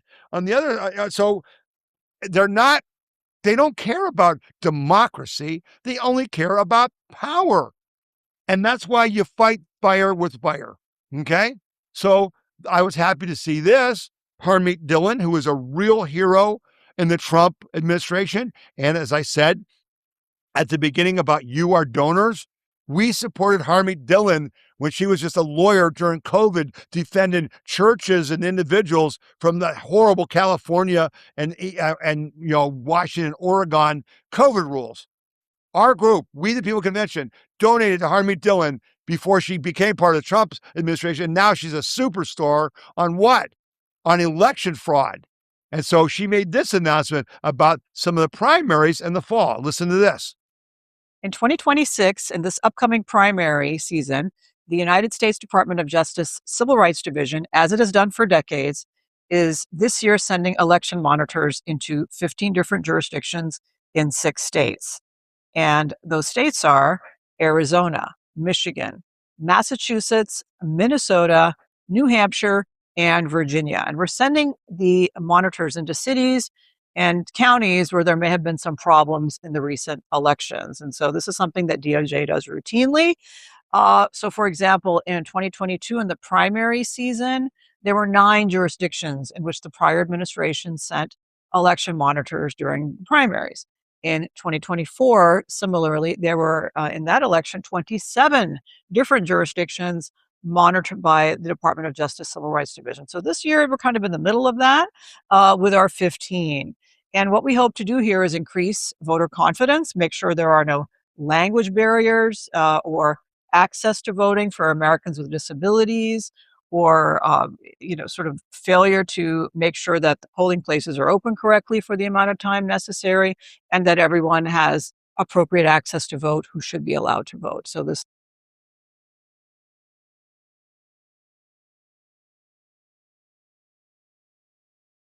So that is good news. She's going to have monitors in the primaries, and they're all screaming bloody murder, except they didn't scream at all when Biden did it. They didn't scream at all when Obama did it, right? But this is key. And she said they're going to do more. They're going to do more of it during the fall. That's what we need. Understand the DOJ and the FBI were helping them cheat. Now they're stopping them from cheating. No matter what, there's going to be a net gain for us. There's going to be less cheating. She also did a report. She said a statement she released over the 4th of July that was written to the chief election people of all 50 states, like the secretaries of states of Wisconsin and Michigan, and said, we will prosecute you personally if you knowingly allow illegals to vote in your election. She's raising the stakes and she's letting them know. Okay? So this is a full push on all fronts, and that's good news. Because again, our republic is under attack on all fronts. And here's another stress fracture. I did not know anything about this. Did you? 7 more counties consider leaving Democrat-run Illinois, creating a new state. Measure will be on the ballot in November. I remember doing stories about people, in Washington State, that Spokane, the people in the West, and Idaho, wanted to be part of Idaho instead of being part of woke Seattle. And I've heard about it, but not in the Midwest. Voters in 7 Illinois counties have a chance to join 33 other counties to approve referendums considering to form a new state apart from Cook County. Measures will be on the ballot in November. Representative Brad Holbrook from Shelby said citizens are frustrated with what's happening in Springfield. They don't see that anything's going to change for the positive. When I speak about that, it's the Safety Act, it's the Protecting Illinois Communities Act, and other social issues. They don't see anything chance of winning because it's all dominated by Chicago. Holbrook said Governor Pritzker has added 60 new taxes in 8 years. 60 new taxes in Illinois in 8 years. No wonder they want them up, but they can't win the election because of Chicago. Billions of dollars have been transferred from citizens, from businesses into state budgets or into the state treasury, Holbrook said. He proposed a resolution that goes further than the ballot measures and urges Congress to declare 101 of Illinois' 102 counties the 51st state of the U.S. Okay? So there's 101 counties, 102 counties in Illinois. 33 of them have already passed this. 13 more are working to join, and they're moving to separate. But then get this. Indiana legislature has enacted bills to consider bringing Illinois counties into the Hoosier state. So the Indiana said, yeah, become part of Indiana. We'll get more congressmen. We'll be a bigger state. Last year, an Iowa state lawmaker proposed a bill to bring several western Illinois counties into Iowa. Wow. Voters in several eastern Oregon counties have approved ballot measures in recent years that favor a merge into Idaho, but statewide proposals to change state lines failed to advance. Folks, listen to this. These are warning signs that this republic cannot continue if we don't fix the systemic problems where we, the people, can't elect our representatives. And our representatives, quote unquote, don't represent us, as in the SAVE Act, as in, balanced budget amendments, as in, term limits, as in no trans and women's sports. Okay? It's not the country our founders gave us if we can't get the laws enacted that we want. And it's time for it to end. And it's going to end one way or the other. It's going to either end because we stop the cheating, we start electing people who start doing what we want, and then we vote them out if they don't, or it's going to end because states are going to break apart, and who knows, there could be a civil war. These are serious fractures. The crack in the Liberty Bell? Yeah, these are cracks in the Constitution. But I hadn't heard that anywhere. I was shocked when I came across that. Let's see here. So then Trump announced this when he was at NATO, the NATO thing in Turkey, and now it's formal. Toyota to invest $3.6 billion, move production from Mexico.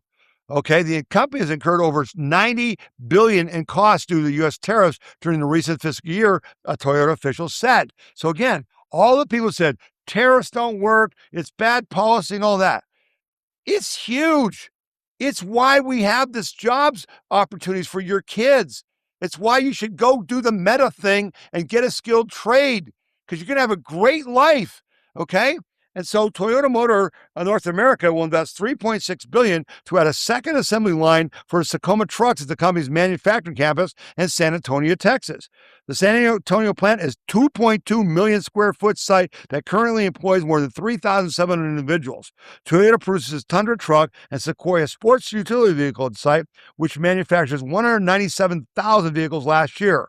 Toyota currently operates 10 manufacturing sites in the United States. The expansion will create 2,000 new high-quality jobs and add 2.5 million square feet to doubling it by 2030. How come they're not boycotting this like data centers? You think those places aren't going to use energy?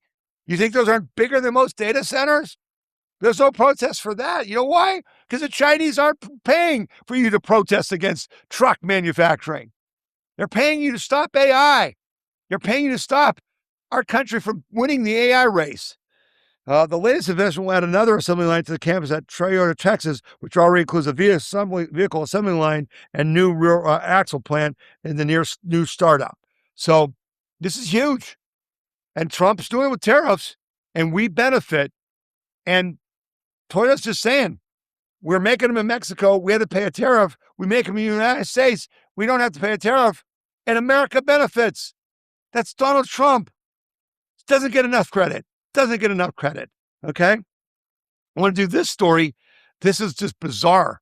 FCC approves first reflective orbital satellite. Well, that's kind of a little bit too generous. It's not a reflective orbital satellite. They're basically going to put like a sun in the sky.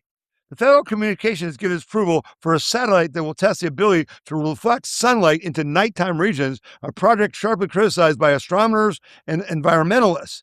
The FCC on July 9th formally authorized the launch of Ariel 1, a satellite developed by Reflect Orbital that will deploy a thin film reflector 18 meters long on a side in low Earth. It's 18 meters wide in low Earth orbit, reflecting sunlight to the ground.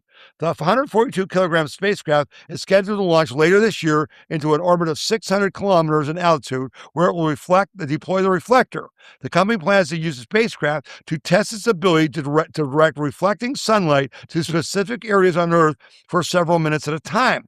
We're grateful to the FCC for recognizing the importance of a test novel technology in space, Ben Nowak, chief executive of Reflect Orbital, said in a statement. This license is the first step towards vigorously testing our technology, efficiency, and the safeguards we have developed. You better have some damn safeguards.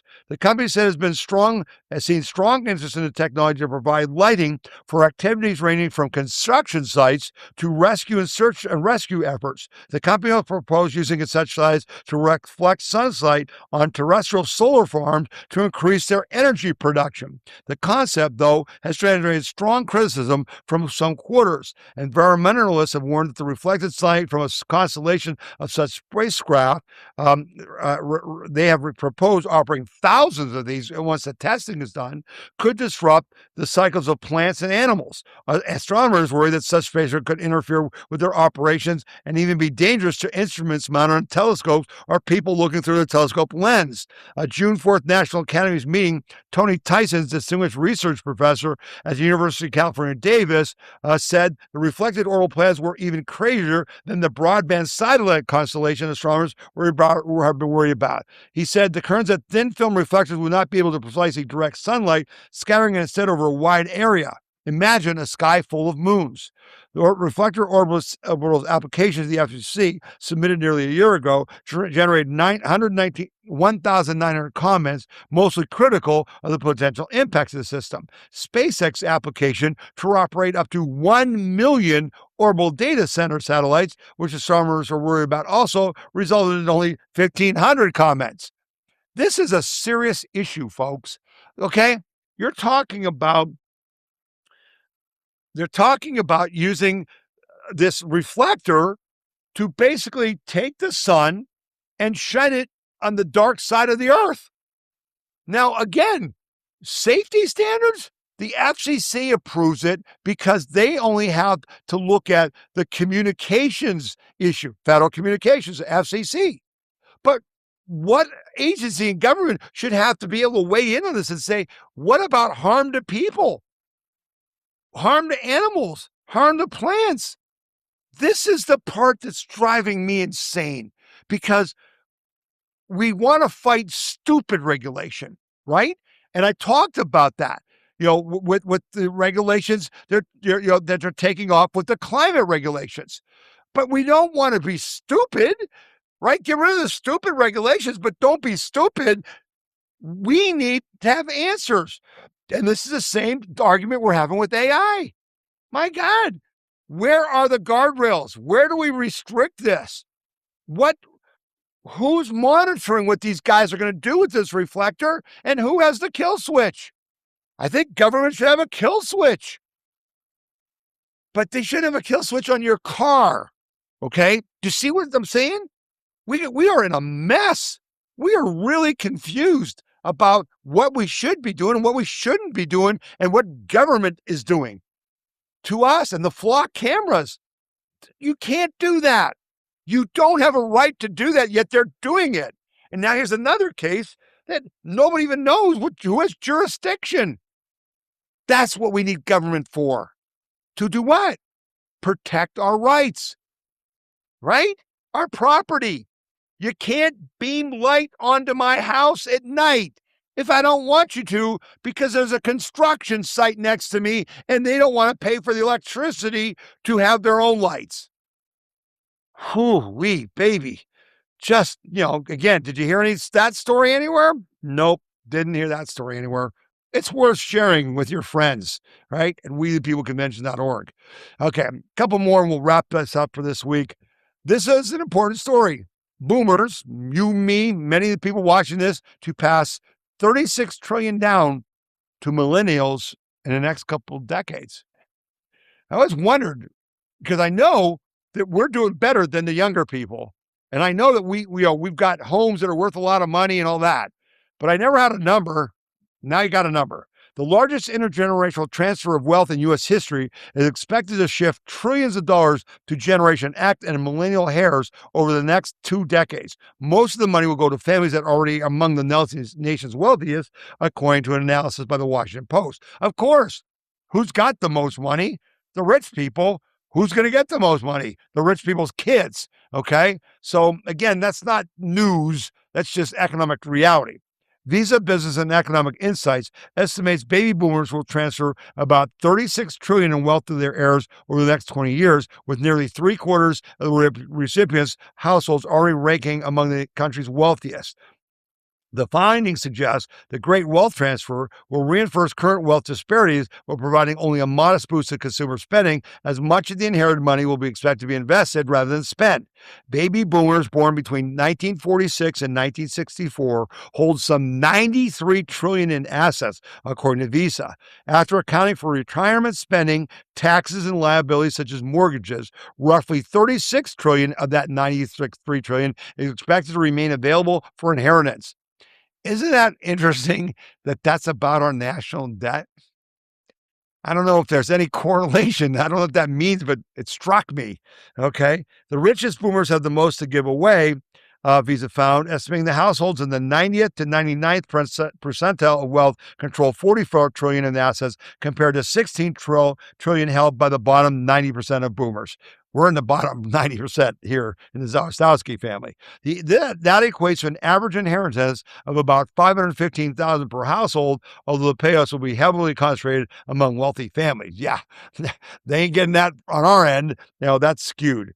Visa estimates that only about $8 trillion or 8.6% of boomers' current assets will ultimately be spent in the economy after being inherited. It's just going to go into investments.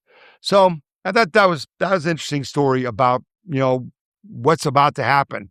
And then, how that economy changes is going to be dictated by policies of the future. How do you say Social Security? I'm going to talk about the Trump accounts here in a second. Okay. But that's an important story. This story, for those of you in Ohio, I kind of, just got triggered on Friday and sent this out. And I sent out an email statewide. With gas back up to $3.99 per gallon, Ohio Republicans do nothing to help average Ohioans. And here's a picture. I said, remember in November, actions speak louder than words. And it's got a picture of Rhino Mike DeWine, Matt Huffman, the House Speaker, Rob McCauley, the Lieutenant Governor candidate and the head of the President of the Senate, and Vivek Ramaswamy, who's running for governor, who did nothing when I brought to you the idea of we're hurting. The polls show the number one issue by far is inflation. People are hurting, and we should suspend the gas tax. And in some states, they did. In Ohio, I got triggered because the money for suspending the gas tax was already in the bank, because it came out in May that the state had collected $1.3 billion more than they budgeted in revenues. And so I said, hey, suspend the gas tax and give it back. Yeah. Here's what happened. Remember back in May when we found out that the Ohio State Treasury had taken $1.3 billion more in taxes than needed for the budget? Remember when we asked you to call them and demand that they use the surplus to suspend the state's 38.5 per gallon gas tax for help average Americans with their monthly expenses? Well, guess what? As you will see below, they actually ended up the year with $1.8 billion more of your money instead of $1.3 billion more than they needed, and they didn't think they should return any of it to you. So they didn't have $1.3 billion. They had $1.8 billion, but you don't need it. They felt it was much better if they just spent it all. And they did. Ohio Republicans and Democrats who did not back the gas tax suspension just gave a great big FU to every Ohioan. As you will see below, they put part of the money that they got that they don't need into the state's rainy day fund, bringing that fund, the total amount in that fund, to over $4 billion, its highest balance ever. They put money into the rainy day fund, even though it's chock full with billions of dollars of our money, right? Let me ask you, how much money is left in your family's rainy day fund? How hard is it to get by month to month when it costs $70 to fill your gas tank, and when you go to two seniors go to Applebee's and it costs $50 for lunch? It's real simple. Saving 38.5 cents per gallon on gas was not going to solve all your financial problems, but it sure as hell would have helped. Too bad Ohio Republicans don't care. Neither do the Democrats. It would only cost $1 billion of your money out of the $1.8 billion, which they took from you and they don't need, to suspend the gas tax until the end of the year. But they just spent it on their priorities without you even having a chance for your elected representatives to bring up the idea of giving some of it back to you. This is the Columbus cartel taking care of itself and not giving a damn about you and your family, not giving a damn about the people they need to vote for them in November. Remember this when you see all those TV commercials and hear all those radio commercials this fall, $100 million of them minimum for just the Senate and the governor's race, telling you that what they are going to do for you if you elect them. Remember what they actually did for you when they had a chance, which was nothing. Then think about how many of these promises in these commercials they will make and their ads that they will keep. Remember that when they could have helped you a little bit, the Columbus cartel decided to help themselves to your money they didn't even need. That's why we have a crisis. That's why in red states we have a crisis. Where was our representation there? Where did they give a damn about the people? Oh, no. We're going to spend it on our priorities. We're working in your best interest, except it's always in their best interest. This is why I'm so excited about the Trump accounts. And I've been beating you to death with it, and I'm going to beat you to death with it forever. Because if you don't get one of these for anyone you know who's 18 or under, there's something wrong with you, okay? But of course, they're all criticizing, but they launched on the 4th of July, okay? And the app is out. And so as TDSers continue to hate all Elon projects, SpaceX president pledges stock donation to Trump accounts for poor kids, okay? So what happened? Wynne Shotwell and her husband have pledged a massive donation of SpaceX stock to help Trump fund Trump accounts for more than 2 million lower-income American children. Okay? The stock is valued at approximately $2.4 billion. And this woman and her husband have donated it to open Trump accounts for 2 million low-income users. Okay? So Trump accounts are investment accounts created under last year's Big Beautiful Bill legislation. Children born from 2025 to 2028 receive $1,000 in federal seed money. Older children can also have an account, but they don't receive the automated $1,000 government contribution. That's fine. Okay, that's fine. Shotwell's donation is targeting children ages 11 to 17 living in lower income areas with somewhat greater emphasis on communities near her home in central Texas. The article says other wealthy business leaders have made similar commitments. Michael and Susan Dell, I've talked to you about this, have pledged $6.25 billion to put $250 for the 250th anniversary into the accounts of 25 million children. While Ray and Barbara Dalio and investors Brad Gersler have made targeted commitments in Connecticut and Indiana. Families and other donors can contribute additional money. The accounts can receive up to $5,000 in contributions annually, and employers are even giving money to your kids' account. Okay, once a child reaches adulthood, the money can eventually be used for purposes including education, buying a first home, starting a business, retirement savings, whatever. Okay, more than 6 million Trump accounts have been opened as of early July 2026.